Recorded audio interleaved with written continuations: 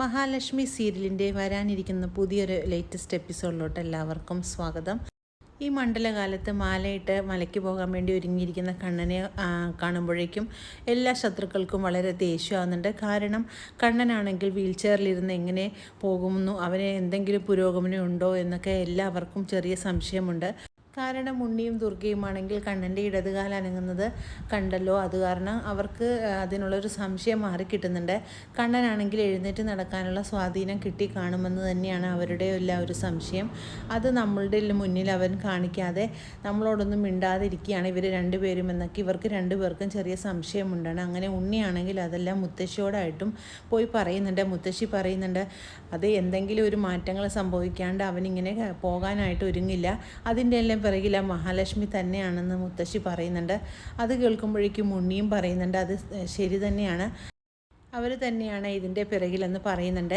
ഇനി കണ്ണേട്ടനാണെങ്കിൽ മലയ്ക്ക് പോയിട്ട് തിരിച്ചു വരുന്ന സമയത്ത് നടന്നുകൊണ്ടായിരിക്കും വരുന്നത്, അതും നമുക്കിനി കാണാനിടയാവും മുത്തശ്ശി എന്നെല്ലാം ഉണ്ണി പറയുന്നത് കേൾക്കുമ്പോഴേക്കും പ്രതാപനും അങ്ങോട്ട് വരുന്നുണ്ട്. പ്രതാപം പറയുന്നുണ്ട് ഇതിനെല്ലാം കാരണം അവളുടെ കയ്യിലിരിക്കുന്ന അയ്യപ്പ വിഗ്രഹമാണ്, അതിൻ്റെ ശക്തി കൊണ്ട് മാത്രമാണ് നമ്മളൊന്നും അവൻ്റെ പിറകിൽ ചെയ്യാനൊന്നും ശ്രമിക്കുന്നതൊന്നും അവർക്ക് മേൽ നടക്കാത്തതെന്നെല്ലാം പ്രതാപം പറയുന്നുണ്ട്. ഇനി എന്താണ് പ്രതാപ ഒരു മാർഗം, ഇവളുടെ കയ്യിൽ നിന്ന് അയ്യപ്പ വിഗ്രഹം എങ്ങനെയാണ് നമുക്കൊന്ന് മാറ്റാൻ പറ്റുമെന്നെല്ലാം പറയുന്നുണ്ട്. പ്രതാപം പറയുന്നുണ്ട് അതിന് നമ്മൾ ശ്രമിക്കാതിരിക്കുന്നതായിരിക്കും നല്ലത്. കാരണം അതൊരു പ്രാവശ്യം ഉണ്ണിയും കർണമോളും കൂടെ കൊണ്ട് പുഴയിൽ എറിഞ്ഞതല്ലേ, അത് പിറ്റേ ദിവസം അവിടെ തന്നെ അത് വന്നിരിക്കുക തന്നെ ചെയ്തില്ലേ. അതുകൊണ്ട് അതിനെന്തോ ഒരു മന്ത്രശക്തി ഉണ്ട് അമ്മേ, അതുകൊണ്ട് നമ്മൾ അതിൻ്റെ പിറകെ പോകാതിരിക്കുന്നതാണ് നല്ലതെന്നെല്ലാം മുത്തശ്ശിയോട് പറയുന്നുണ്ട് പ്രതാപൻ. പക്ഷേ ഉണ്ണി പറയുന്നുണ്ട് അതുകൊണ്ട് മാത്രമാണ് അവർക്ക് ഇത്ര ശക്തി, ഇവരുടെ മേൽ എന്ത് ചെയ്യാൻ ശ്രമിച്ചാലും അതൊന്നും ഏക്കാത്തത് ഇവരുടെ അയ്യപ്പ വിഗ്രഹം ഇവരുടെ കയ്യിലിരിക്കുന്നത് കൊണ്ട് മാത്രമാണ്, അതെങ്ങനെയെങ്കിലും മാറ്റണം, അല്ലാതെ പറ്റില്ല എന്ന് പറയുന്നുണ്ട്. ഞാനും അമ്മയും കൂടെ അതിനൊരു ശ്രമം നടത്തുമെന്നെല്ലാം ഉണ്ണിയും പ്രതാപനോടായിട്ട് പറയുന്നുണ്ട്. അപ്പോഴേക്കും പ്രതാപം പറയുന്നുണ്ട് മോനെ സൂക്ഷിക്കണം, നീ വിചാരിക്കുന്ന പോലെ അതത്ര എളുപ്പമല്ല കാര്യങ്ങളെന്നെല്ലാം പറയുന്നുണ്ട്. അപ്പോൾ പ്രതാപം പറയുന്നുണ്ട് കർണമോൾക്കും ഒരു നല്ല കാലം ഉണ്ടാവണമെങ്കിൽ അത് അവിടെ നിന്ന് പോയാൽ മാത്രമേ ഉണ്ടാകുകയുള്ളൂ എന്നെല്ലാം പ്രതാപനും പറയുന്നുണ്ട്. പിന്നീടാണെങ്കിൽ ദുർഗയും ഉണ്ണിയും കൂടെ ആ അയ്യപ്പ വിഗ്രഹം എടുക്കുന്നതിനെ കുറിച്ചെല്ലാം ആലോചിക്കുന്നുണ്ട്.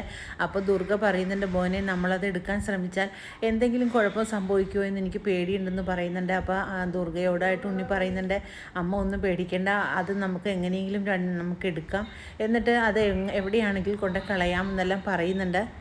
അപ്പോഴേക്കും അങ്ങോട്ട് കണ്ണൻ വരുന്നുണ്ട്. കണ്ണൻ ചോദിക്കുന്നുണ്ട് എന്താ അമ്മയും മോനും കൂടെ ഒരു സംസാരം, ഇനി അടുത്ത എന്തെങ്കിലും പരിപാടി ഒപ്പിക്കാനാണോ എന്ന് ചോദിക്കുമ്പോഴേക്കും ദുർഗയും ഉണ്ണിയും പറയുന്നുണ്ട് ഞങ്ങൾക്കതിൻ്റെ ആവശ്യമില്ല, ഞങ്ങളെ നിങ്ങൾ തെറ്റിദ്ധരിച്ചിരിക്കുകയാണ്, ഞങ്ങൾ അങ്ങനെയൊന്നും കാണിക്കാറില്ല എന്നൊക്കെ പറയുന്നുണ്ട്.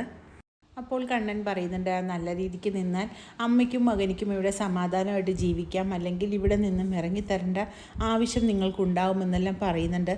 നിന്നെ ഇത്ര വളർത്തി വലുതാക്കി എന്നെപ്പോലും മറന്നുകൊണ്ടാണല്ലോ നീ അവളുടെ പേരിലോട്ട് എല്ലാ സ്വത്തുക്കളും എഴുതി കൊടുത്തത്, അപ്പോൾ നീ അങ്ങനെ തന്നെ ചെയ്തില്ലെങ്കിലേ അത്ഭുതമുള്ളുമെന്നെല്ലാം ദുർഗ പറയുന്നുണ്ട്.